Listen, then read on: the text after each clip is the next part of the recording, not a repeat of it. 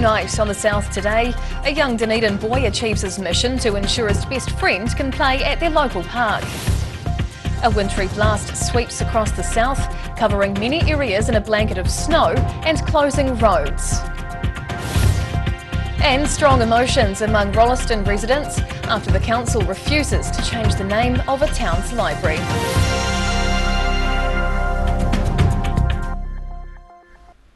Kia ora, good evening. I'm Hannah Wilkins. A young Dunedin boy is on a mission to make sure his special friend feels more included at their local park. 9-year-old Joshua Rudd took matters into his own hands, designing a special swing for his friend Scarlett that she could use in her wheelchair. But the City Council has come up with their own solution. From a homemade prototype of a swing to a new piece of playground equipment installed at a Ravensbourne park. Joshua Rudd is good friends with 5-year-old Scarlett Ryder, who uses a wheelchair. But he was concerned she wouldn't have anything to play on at their local playground and wanted to help his best friend join him on the swings. Joshua built a model of a potential swing, penning a handwritten letter to the Dunedin City Council. But instead of the swing, the council bought a special roundabout from overseas, which is now installed at Hudson Park, to the delight of both children. The biggest grin, and he was so proud, and he goes around telling all the other kids at Cubs and stuff, like, I did that. I made that happen. His mum says Joshua's always shown concern for the lack of inclusivity in children's parks and wanted to make sure Scarlett wasn't missing out on the fun. He really set his mind on making sure that she was also included in the playground as well, yeah. Scarlett's medical condition makes it difficult for her to stand, let alone walk, but she can now enjoy the new roundabout while still seated in her wheelchair. Amazing, like, it made her day the first time she went on it. She was so excited she couldn't get her off it. The council's also built a wheelchair accessible pathway at the playground, ensuring Scarlett can enjoy playing with Joshua and her other friends. In Dunedin, the South today. An early wintry blast across the south coated many areas in a blanket of snow, causing some road closures and making driving conditions treacherous. The change in temperature saw winter jackets dragged out of the wardrobe and heaters cranked up, but ski fields are welcoming the cold weather. The hills of Queenstown were hit hard by the snowfall, coating much of the resort town in white. The Crown Range Road was closed overnight and most of the morning, but reopened around 11 a.m. The Queenstown Lakes District Council was warning motorists travelling through the Crown Range to carry chains, with ice and grit in places. And it wasn't just motorists affected by the wintry blast. Freezing gale-forced winds killed more than 50 mutton birds around the southern regions overnight, the TT falling from the sky after being blown off course as they were migrating north for the season. Snow also fell around Kingston and Arrowtown, with many of the hilly areas around the south also being hit with the snowfall. But the wintry blast was good news for Cardrona and the Remarkables, both ski areas receiving a dumping of around 30 centimetres, encouraging them to consider an early start to snowmaking next week. Across the South today. As the winter months draw closer, the colder weather and cost of living is putting a strain on local community organisations. And the combination of dwindling donations and increased need has left Invercargill's Salvation Army asking for help. Bare shelves and empty cartons, marking the scale of local need. The Salvation Army Food Bank in Invercargill is calling for more support as its supplies of food and finances run low. The team is expecting an additional increase in demand as the colder winter months start to bite. When people are limited in their expenses, they've got to make some tough decisions. What is going to be a necessity going forward? And sometimes it can be heating over food. COVID-19 support funding was recently cut to around 27 local organisations, with the Salvation Army among those forced to cut costs and open for shorter periods just to meet the need. They're most in need of non-perishable goods like canned foods, cereals and dehydrated products, but Sanson says the most effective support is financial donations. An article in last week's Southland Express has prompted a small positive response, but highlights the fact the need is still significant. People don't know what they don't know, and so this has created that awareness that we are struggling and people have come to support us, which has been neat. But yeah, we do need a lot more. Physical donations in Invercargill can be dropped to the food bank on the corner of Levin Street and Victoria Ave, while monetary donations can be made through the Salvation Army's website. The team at this food bank, like many others across Otago and Southland, will be doing all they can to help their communities get through winter. In Invercargill, the South Today. With another cold southern winter approaching, camping out in a tent gets less and less appealing. But a new accommodation option, launched recently near Cromwell, could give holidaymakers the best of both worlds, staying warm while being completely immersed in nature. Alexandra reporter Shannon Thompson got the chance to check out a pure pod. An unsuspecting glass cabin, camouflaged in the rugged central Otago landscape. This is a pure pod, a luxury off-the-grid accommodation option fit with solar panels for an environmentally friendly stay, and builders offering pure, unfiltered nature. The five-star ecotourism business recently launched 2 new pods near Cromwell, although the exact locations are a secret, only to be found after a short walk through nature. The cabins have glass walls and glass ceilings, allowing guests to experience a full 360-degree view of the flora, fauna and stars. Inside, the Pure Pod features a warm bedroom space and small kitchen, all with a minimalist design. The whole cabin is solar-powered, with generators ready if needed. And for guests, the fridge is stocked with locally sourced meat, cheese and produce, ready to be cooked on the gas stove or the barbecue outside. The company has 11 Pure Pods dotted across the country, with Cromwell's remote Taima and Haurapa cabins both offering complete privacy for a relaxing break in pure New Zealand. In Cromwell, the South Today. The Rolleston Residents Association has lost its battle to have the word library added to the town's controversial community facility. The multi-purpose building Te Ara Ātea replaced the Canterbury town's older, smaller library, but Southland District councillors have decided to leave the Māori name as is. It's not just a library. That was a message from Southland District Council staff following their rejection of pleas from the Rolleston Residents Association. The group wanted the word library added to the new community building, which the council named as Te Ara Ātea. The request was to put the word library on the building to identify what its main purpose was for. There's been a lot of pushback with council staff about the further uses that building has, and they say it's a multi-use building, not just a library. But the issues ignited a lot of debate in the Southland District town, with claims the Mariani name is confusing. Visitors to the town not knowing what it was from the exterior, even a lot of locals not realising what its purpose was. Southland Mayor Sam Broughton has also waded into the debate. He claims labelling Te Ara Ātea as a library wouldn't do justice to the amazing multi-function facility. But Christensen's disappointed council staff only presented a single solution option, which gave no opportunity for input from councillors. It's a brilliant facility, it is. I agree with that, but in a multicultural world, we would expect the Te Reo as well as English. Christensen will report back on the council's decision to the Residents Association so they can discuss their options. In Rolleston, the South Today.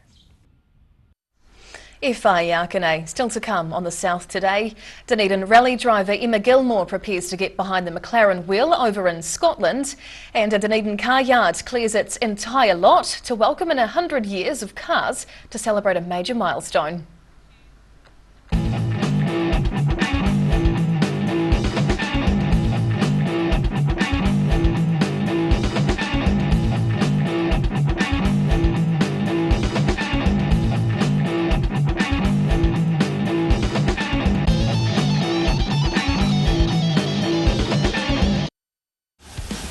Aero, used by Australia's top bowlers with their unique Z-scoop grip that redefines the game. Machined with robotics for unparalleled accuracy, Aero, same line, every time.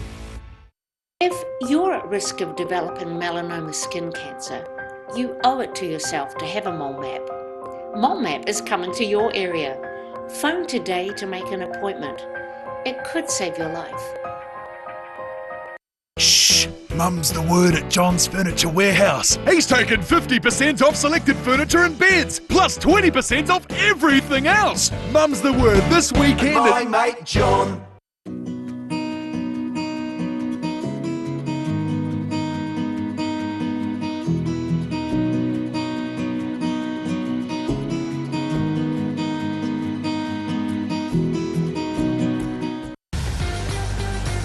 Drive away your way with 3 incredible offers on the Honda CR-V Adventure Ready range. Choose from 2.9% finance with 0 deposit, third finance, or lease a new CR-V from just $136 per week. These offers are only available for a limited time, so be in quick. From Honda. Here at Age Concern Otago, we offer a range of services to support Otago seniors to age well with dignity and independence. We provide social work support, visiting service, health promotion and social activities. Check out what we have on offer at ageconcernotago.com.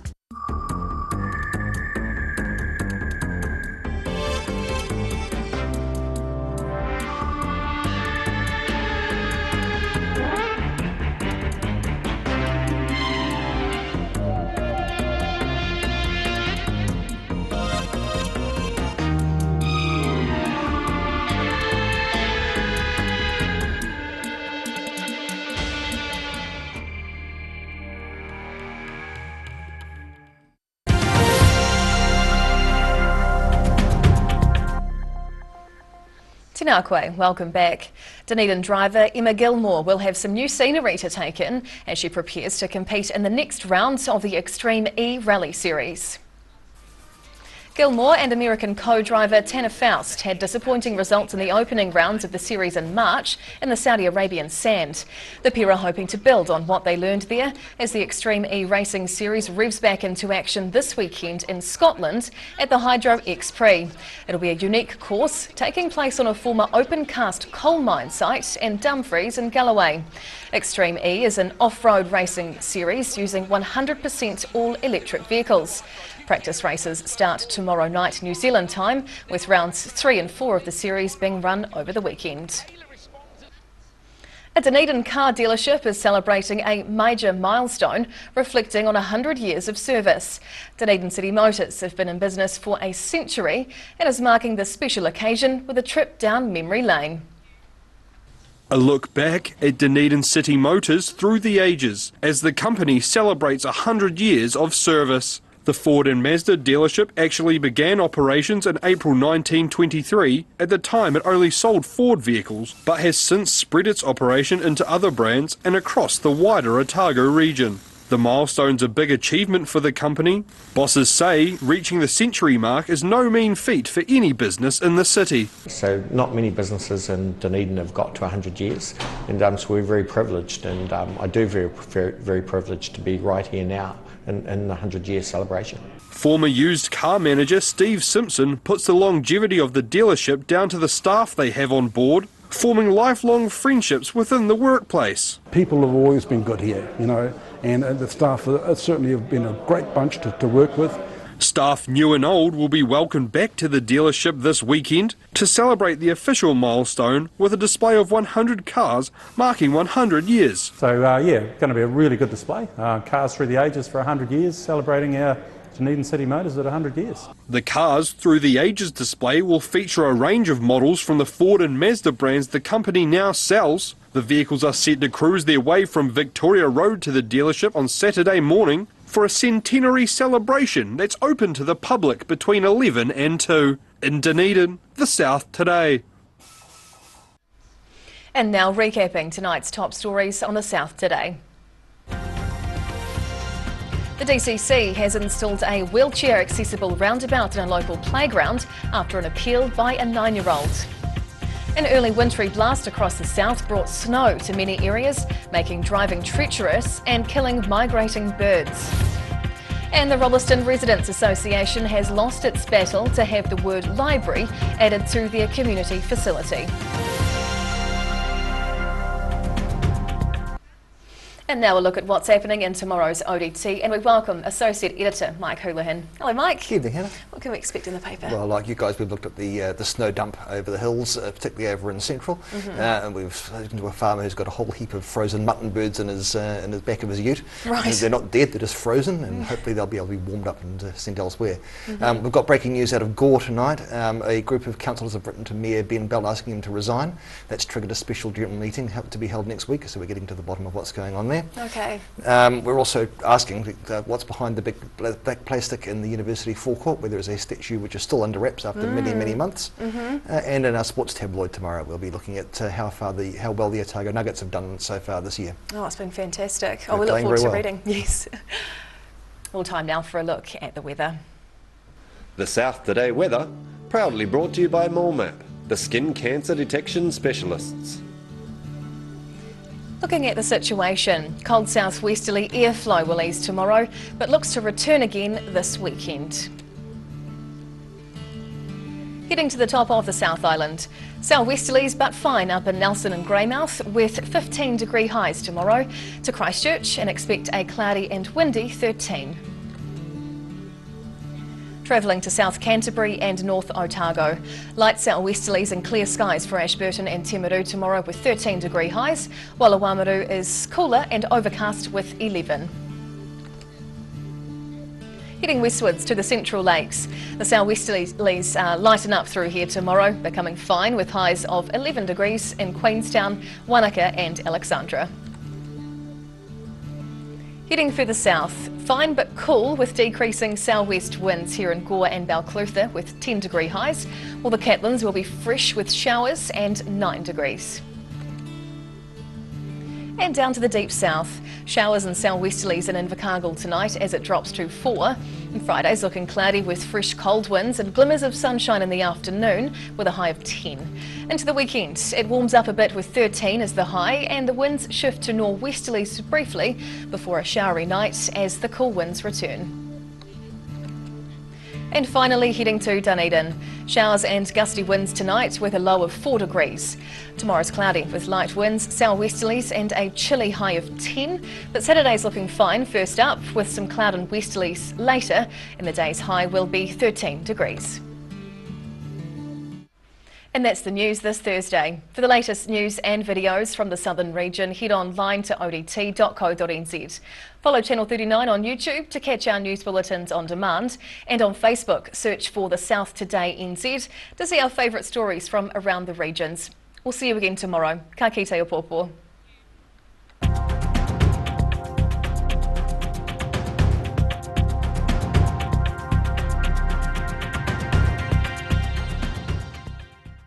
Public interest journalism funded through New Zealand On Air.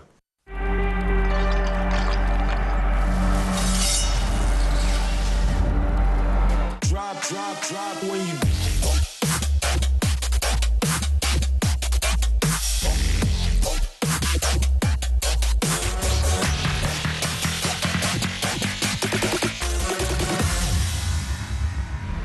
If you're at risk of developing melanoma skin cancer, you owe it to yourself to have a mole map.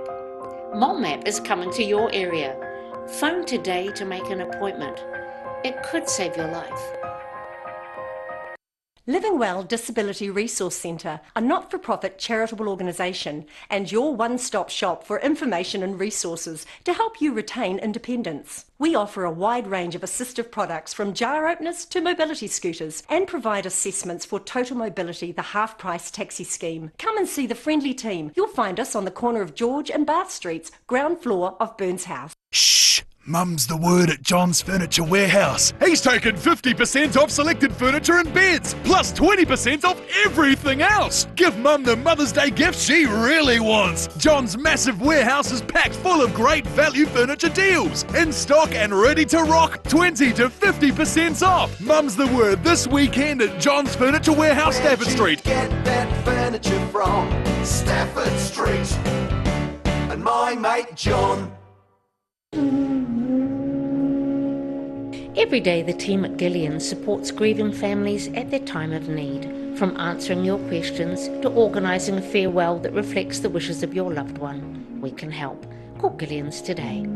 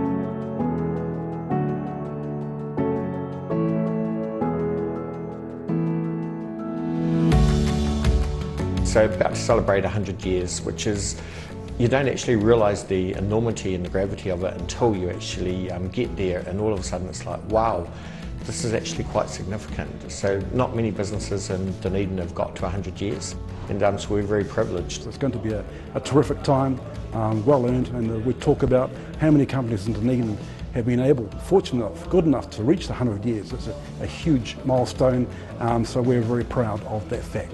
I think in today's environment, any business to be able to reach 100 years, it's amazing. It's really incredible. So, you know, I think hats off to Dunedin City Motors. Wow, big achievement, great achievement. Officially we turn 100 years on the 16th of May, but we were actually in operation in April in 1923. So probably if you go back over those 100 years, probably the biggest milestone was in 1956 when we actually moved into Andersons Bay Road, and we're the only dealership here. All around it was houses. So you now look at Andersons Bay Road and it's this thriving industrial hub of businesses. But we were actually first here with the A-frame, which a lot of people may remember, an A-frame building on the corner. And in those days, we had 3 salespeople. The first salespeople got to work in the morning would have the desk and a telephone, one telephone. No computers, different times. And as time went on, that building was demolished, and then, of course, the larger yard was developed. A lot of people might remember our 3 branches we had in Dunedin. We've now got 2 branches in Dunedin, so we've got here on Andy Bay Road and one further down on Andy Bay Road, but we've also got a branch in Oamaru and in Alexandra, so we've shrunk and grown. Every year to come along, you had to relearn the product of the vehicle because things change, we're always changing in the most positive way. But at the end of the day, one thing hasn't changed, and that is you deal with people. So that's a big thing of the dealership that certainly Dunedin City Motors has prided itself on over the years, is ability to get along. And you end up dealing with generations of clients as well too. The father then gets married perhaps, has children, you're dealing with 2 or 3 generations. I still think the best part is actually meeting and greeting people. I really enjoy the people side of it, always have. Hard work, great staff who actually do care, and that's one thing that I always say when I employ staff. I've always said if I can have a coffee or a beer with them, then they're probably a good person that someone else will like as well, and they really care. And customer loyalty and support through the years with obviously loyalty to the brands of 2 amazing brands, Ford and Mazda, so we're very privileged to have those as our flagship brands. The big celebration is on the 13th of May, so a very rare event in New Zealand probably. So the idea was to get 100 cars, one from each year. So from 1923 through to 2023. There's going to be some really cool cars there, some really good stuff from both brands, and there's some cars that people probably haven't seen. So yeah, it's going to be a really good display. Cars through the ages for 100 years, celebrating Dunedin City Motors. The best part about it for me is still jumping in a new car, and the privilege of that I've never ever forgotten, and how exciting it is. So obviously I want to thank everyone that's helped us through this journey over the 100 years. So our loyal customer base, the amazing sponsorship partnerships we've had with the Highlanders, the Otago rugby team, and latterly Life Matters Suicide Prevention Trust, and the various clubs, so it's been a 2-way relationship, and it's been really special. So some great memories of people who have come through those years. So, and of course to the staff. The staff are incredible, and they have been and every time someone leaves it's sad, but life moves on, and it's great whenever we get a new person come in and they all say how great it is to come work with us. So it's awesome. On a personal level, I'd like to thank everyone that's helped me through the 100 years, whether it's been my former managers, Ian Lambie, Roger Taylor, taught me a lot, both those guys, and the managers of my staff that I've worked with through those years, and the Cloning Motor Company, who we're a subsidiary of, who have always been very good and supportive.